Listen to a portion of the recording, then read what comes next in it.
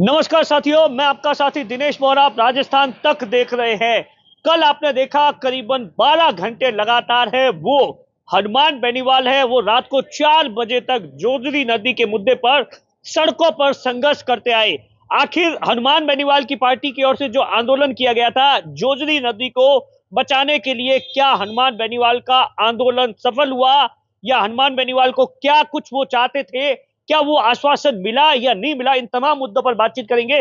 सबसे पहले मैं आपको बताता हूं कि हनुमान बेनीवाल ने, अब देखिए, लंबे समय से इस इलाके के अंदर ये समस्या कोई आज की समस्या नहीं है। इससे पहले भी कई बार आंदोलन हुए, यहां तक कि कांग्रेस से लेकर, जब कांग्रेस की सरकार थी उस समय बीजेपी करती थी और बीजेपी की सरकार के अंदर कांग्रेस में किया था। जैसा कि पिछले साल आपने देखा था, बाड़मेर जैसलमेर के जो सांसद है उमेदाराम बेनीवाल है, हरीश चौधरी है, ये तमाम लोग हैं वो उस इलाके के अंदर है आंदोलन कर रहे थे। और इससे पहले 2008 से लगातार है वो इस इलाके के अंदर, ऐसा बताया जाता है कि 50 के आसपास गांव है जो कि जोधपुर के अंदर जो कपड़ों की फैक्ट्रिया है उसका जो पानी आता है, दूषित पानी आता है, उसको ट्रीटमेंट है पानी को है वो सही नहीं किया जाता है। उसी के चलते इस इलाके के अंदर 2008 के बाद में लगातार है वो समस्या बढ़ती गई।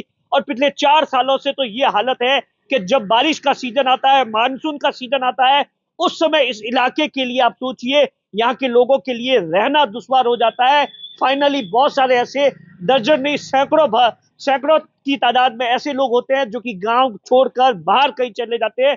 दरअसल उस इलाके के अंदर जो पानी आता है, जो रेगुलर पानी आता है, उसके अंदर बारिश का पानी भी आ जाता है, जिसके कारण से इलाके के अंदर जितने भी स्कूल, अस्पताल से लेकर जो गांव होता है, गांव के अंदर जो घर होते हैं, वो उस गांव के अंदर आप सोचिए 4 से 5 फीट पानी आ जाता है। उसके बाद में वहां पर तरह तरह की बीमारियां हैं वो पिछले 3-4 सालों से लगातार देखी गई है।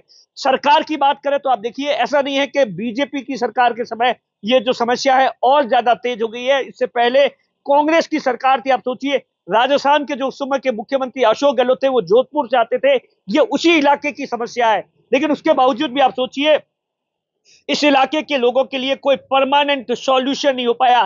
तमाम आप देखिए लगातार है वो नेता आंदोलन करते हैं। उसी तरीके से आप देखिए लगातार पिछले 10-15 दिन से आपने देखा होगा कि जब से मुझे अभी भी याद है कि 15-20 दिन पहले ही उस इलाके के अंदर, उस गांव के अंदर एक व्यक्ति की डेथ हो जाती है और जब उसको शमशान के अंदर है जाने के लिए लोग तैयार जो ले जा रहे थे, उस समय वहां पर 4-5 फीट पानी भरा हुआ था। और उसके बाद में आपने देखा था कि किस तरीके से लोग हैं वो हाईवे पर जाम कर दिया था। और तमाम चीजों को लेकर लगातार जो वहां के जो आरएलपी के नेता है थान सिंह डोली है वो लगातार संघर्ष कर रहे थे और उनके साथ में लोगों की, जो गांव के जो लोग थे, बड़ी समस्या थी। और लगातार है वो सरकार की ओर से आप देखिए ये जो तमाम चीजों को लेकर एक वीडियो भी जारी किया गया और बाकायदा मेरे पास में आज सुबह सुबह जो बीजेपी के जो संगठन के प्रदेश के जो टॉप जो लीडर्स हैं उनका फोन भी आया। उनका सीधे तौर पर कहना था कि आप इस समस्या को लेकर लगातार आवाज है वो नेताओं की बुलंद कर रहे हैं, तो सरकार ने 1.5 साल के अंदर कोशिश जरूर की है।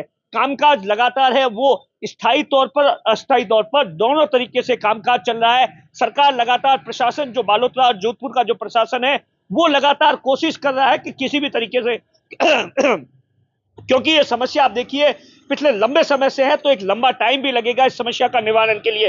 हनुमान बेनीवाल जब पहुंचे, नागौर से रवाना हुए और उसके बाद में जब डोली गांव में 4-5 बजे के आसपास 5 बजे पहुंचे, तो आप सोचिए हजारों की तादाद में उनके साथ में लोग थे। लोग समर्थन देने आए थे कि हनुमान बेनीवाल जो मुद्दा उठा रहे हैं उस पर जनता का समर्थन है। और उसके बाद तो जबरदस्त तरीके से वहां पर हनुमान बेनीवाल ने अपने भाषण के दौरान राजस्थान की भजनलाल सरकार पर जमकर बरसे और अशोक गहलोत पर भी जमकर बरसे, वसुंधरा राजे पर भी जमकर बरसे। और सबसे ज्यादा अगर आप देखिए हनुमान बेनीवाल बरसे तो बाड़मेर के नेताओं पर, बालोतरा के नेताओं पर। हनुमान बेनीवाल जब रात को 4 बजे धरना खत्म हो रहा था, प्रशासन से बातचीत हो गई थी और उसके बाद में आखिर के अंदर मीडिया से बातचीत कर रहे थे, तो हनुमान बेनीवाल का सीधे तौर पर कहना है कि ये बाड़मेर के नेताओं की नाकामी है, वो इस मुद्दे पर गंभीर नहीं है, वो अपनी जो ये तमाम चीजें हैं इनको लेकर किसी भी तरीके से सीरियस नहीं है। इसीलिए तो मुझे रात को बाड़मेर की जनता के लिए, बालोतरा की जनता के लिए, जोधपुर की जनता के लिए रात को 4 बजे संघर्ष करना पड़ता है।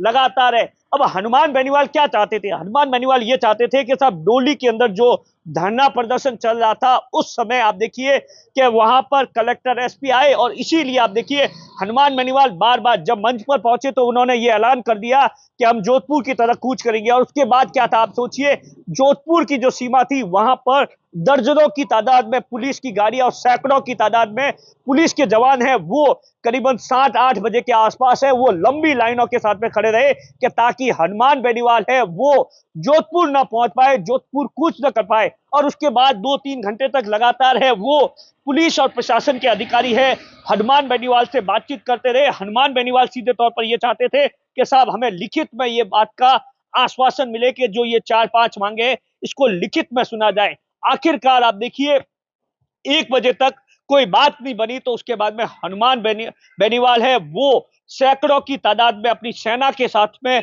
वहां से अचानक ही आप सोचिए बालोतरा कूच गए, और 2 बजे के आसपास रात को बालोतरा में पहुंचकर और वहां पर कलेक्टर जो आवास है या कलेक्ट्रेट है वहां पर उन्होंने घेराव कर दिया और वहां पर बैठ गए। और जिस तरीके से वहां पर पुलिस ने उन्हें रोकने की थोड़ी बहुत कोशिश भी की, लेकिन उनके जो समर्थक थे वो हनुमान बेनीवाल को लेकर कलेक्ट्रेट पहुंचे। और उसके बाद में आप सोचिए जैसे ही पहुंचे और सड़क पर बैठे तो वहां के कलेक्टर और एसपी पहुंचे और हनुमान बेनीवाल से कहा कि आइए अपन बातचीत करते हैं तमाम चीजों को लेकर।